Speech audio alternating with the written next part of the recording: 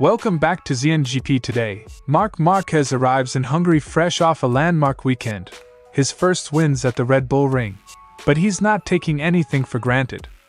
Márquez is upbeat but realistic. Success in Austria was sweet, yet Balaton will demand adaptation, especially on an unfamiliar surface and setup window. Pecco Bagnaia, meanwhile, sees the visit as an opportunity. Ducati's limited prior testing gives him and the factory a tiny advantage, but the GP25 is a different animal to the Panigale and questions remain. Marco Rigamonti, a long-serving technician who has worked with many top riders, delivered a warm, candid appraisal of Marc Márquez after recent paddock exchanges. Rigamonti praised Márquez's completeness as a rider, his technical intelligence, and perhaps more importantly, his human side, approachable, focused and generous with feedback. For a team that thrives on rider input, that combination is priceless. Jorge Lorenzo laid into the human side of the Red Bull Ring story. While Marc Márquez and the Ducatis impressed, Pecco Bagnaia's struggles feel as much psychological as technical. Lorenzo argued Bagnaia might be happier and more motivated as the clear leader at another factory, and used Austria to reflect on bike evolution, rookie threats and where marginal gains and regulation changes will steer the sport. MotoGP heads to a brand new challenge this weekend, the debut of Balaton Park in Hungary. New circuits tend to rewrite the record books, and this weekend one rider could extend an unusual modern-era mark, or another could try to match it.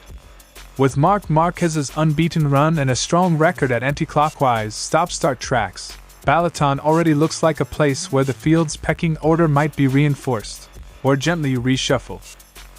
Don't forget to click subscribe button and the bell icon for MotoGP news update.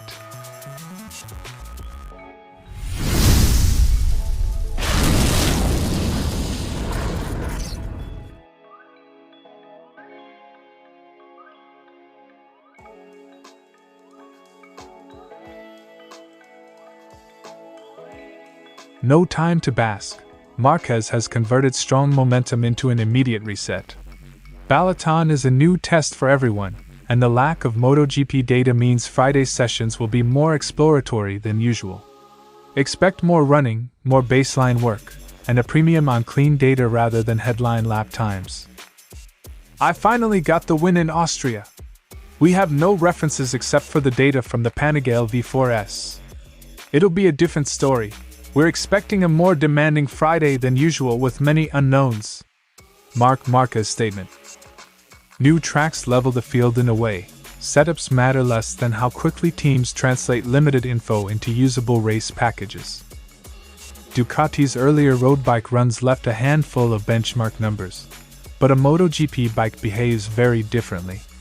Tire warm-up, curb use, and braking loads all scale up, meaning the Panigale data is a reference, not a recipe. Teams will prioritize tire curves and chassis balance to avoid surprises during qualifying and race distances. Those who interpret the Panigale numbers wisely, extracting trends but not forcing direct correlations, will gain the early edge.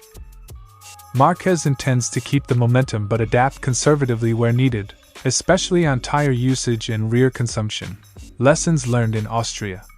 He's comfortable with the Ducati-based setup that worked across diverse circuits, but Balaton's novelties mean he'll trade a bit of aggression early for intelligence on tire life and traction windows. He's happy with Austria but warned that new circuits require a measured, data-first approach. A champion's instinct: push when safe, learn fast when not. Bagnaia framed Balaton as a reset opportunity. Ducati's test with the Panigale gives him and the team a marginal lead in baseline references, but the GP25's behaviors must be relearned. After a mixed Austria, Bagnaia is keen to convert practice familiarity into race confidence, and he sees the debut as a chance to rebuild momentum. He's ready to put Austria behind him and exploit any advantage the earlier test provides. For Bagnaia, a new circuit can be both a fresh slate and a pressure cooker. Fast adaptation would do wonders for his season's narrative. Keep an eye on how quickly teams find consistent tire warm-up and a working ride height/balance for the GP25. Early indicators. who nails first lap tire temps, who survives high-speed curbs, and which rider translates data into qualifying pace without compromising race durability. In debut races, the smartest teams often win by being the least surprised. Balaton Park hands everyone a blank page, and that's precisely why this weekend matters. Marquez goes in as form favorite but cautious. Bagnaia goes in looking for answers and a reset. Expect a Friday heavy on homework, a sprint toward usable baselines, and the early leader to be the one who best turns Panigale hints into GP25 reality. Rigamonti reflected on a career spent alongside diverse personalities, from Canepa and Alix Espargaro to Zarco and Bastianini, noting how different temperaments require tailored management. That experience, he says, makes him value riders who combine speed with clear technical feedback. He underlined the value of stability and long relationships, and how changing riders every year makes developing that human-professional bond harder. Years in the paddock teach that bike setup is as much human communication as telemetry, and Rigamonti's resume gives weight to that observation. When asked to sum up each rider in a single word, Rigamonti called Marquez complete. He pointed to the rider's rare ability to explain precisely why the bike behaves as it does, not just to ride fast, but to understand the why behind the speed. He understands everything that's happening to the bike. He knows why he's fast. That technical fluency shortens development cycles. A rider who can articulate issues clearly is an engineer's best ally. Beyond talent, Rigamonti was struck by Marquez's demeanor. He praised the rider's warmth, humility, and the way he treats people in the paddock, smiling, joking, thanking, and even apologizing when needed. Those small human gestures, Rigamonti says, make it easy to fall in love with the rider. I think it's hard not to fall in love with Marquez. The human perspective is exceptional. Talent wins races. Character keeps a team functioning smoothly under pressure. Rigamonti emphasized Marquez's usefulness to technicians. He doesn't simply state a feeling, he links it to cause. That specificity, knowing why a tweak helps or hurts, is invaluable when refining a complex MotoGP package. He said Marquez helps technicians by explaining precisely what the bike is doing and why, not merely by being fast. That level of rider insight accelerates setup improvements and makes iterative gains more reliable. Rigamonti also touched on Pecco Bagnaia, stressing the collective nature of Ducati's success. Riders share information and push each other. He offered to help Bagnaia where possible, noting that intra-team rivalry should remain on track while off-track cooperation boosts the package for everyone. He insisted that the bike's progress has come from pooling rider input, and that healthy relationships inside the team are essential. When teammates contribute constructively, the factory benefit is clear, and internal rivalry can coexist with mutual technical support. Rigamonti's remarks read as both praise and blueprint. Marc Márquez combines on-track mastery with off-track generosity and technical clarity, a rare mix that elevates a factory program. For Ducati, having riders who can race fast and explain why they're fast is an advantage. For rivals, it's a reminder that championship success demands both speed and the ability to translate feeling into usable feedback.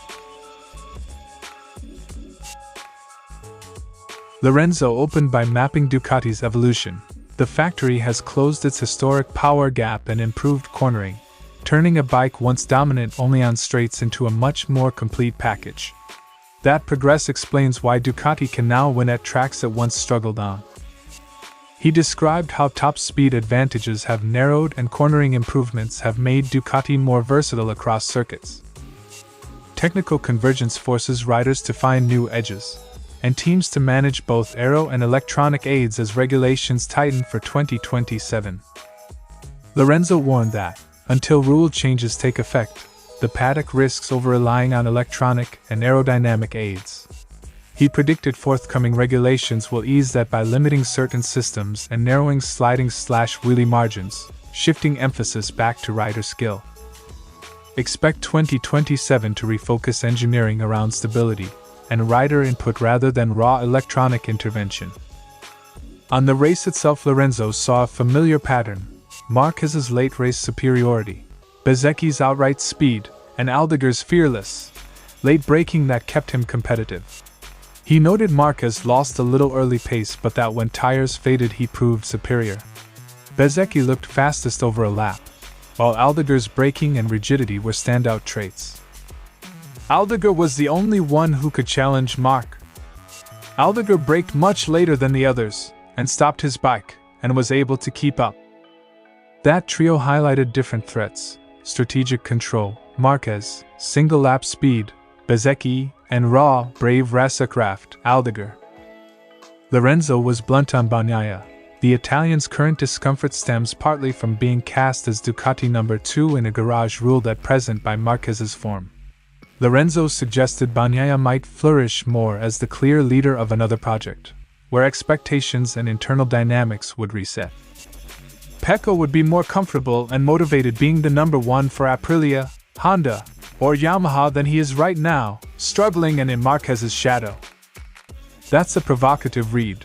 It frames Bagnaia's slump as organizational fit as much as bike setup, and implies a roster shakeup could revive his confidence.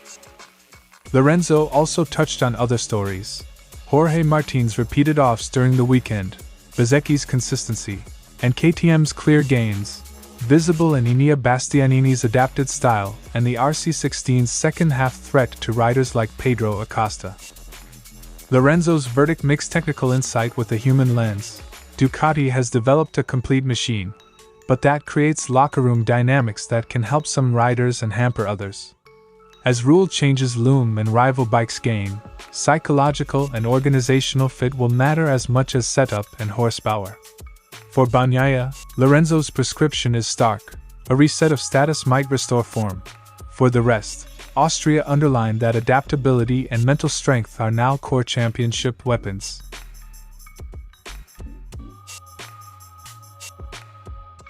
Only a handful of active riders have won at circuits making their debut in the modern era. Marc Márquez leads that small group with 3 maiden circuit wins: Coda 2013, Rio 2014, Buriram 2018. Miguel Oliveira is the closest to matching him, with victories at Algarve 2020 and Mandalika 2022, but few others on the current grid have that distinction. Balaton is the 16th new modern-era circuit. Another win there would underline Marquez's knack for finding a winning recipe on unfamiliar layouts. 2 useful facts stack in Marquez's favor. He has a proven ability on anti-clockwise tracks, and his season momentum is crushing, coming off 6 straight Grand Prix wins and a sequence that makes him the clear benchmark in 2025. Balaton's anti-clockwise direction and technical mix play into Marquez's strengths: late braking, quick direction changes, and smart tire management. On debut circuits, adaptability and calm under uncertainty count more than pure top speed, qualities Marquez has shown all season. Miguel Oliveira remains the only active rider with 2 wins at new circuits, but his form this year on the Yamaha has been patchy.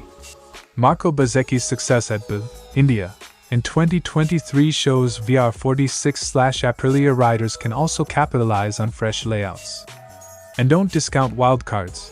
Rookies or satellite drivers who thrive on novelty can spring surprises on a weekend where everyone's baseline is thin. Balaton levels the playing field early. A rider who learns the groove fastest could become the weekend's story. Historically, inaugural visits produce strange results. Tire windows are guessed at, aero and suspension find new limits, and the riders who combine fast learning with consistent lap delivery tend to prosper. Several big names have won at new venues in the past: Stoner at Aragon, Lorenzo at Silverstone, Rossi at Indianapolis, underlining how quickly a fresh circuit can crown surprise heroes. Expect conservative early programs, then aggressive moves as teams decode tire behavior and corner sequencing.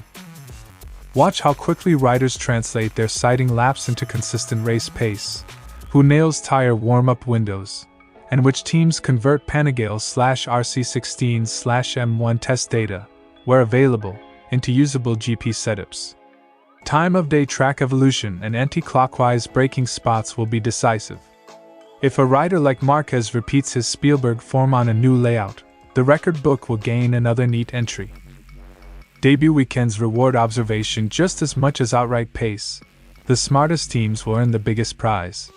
Balaton Park's first MotoGP weekend is a chance to add a fresh chapter to the season, and possibly to extend a quirky modern-era record. Marc Márquez arrives as favorite on paper, unbeaten momentum, anti-clockwise pedigree and history of winning at new circuits. But new tracks are unpredictable. If someone else adapts faster, we could be watching the next surprise winner make history. Either way, the Hungarian debut promises an intriguing mix of strategy, setup and learning, and maybe a little rewriting of the record books. Thanks for watching ZNGP Today, and this is your MotoGP news update. And see you next time!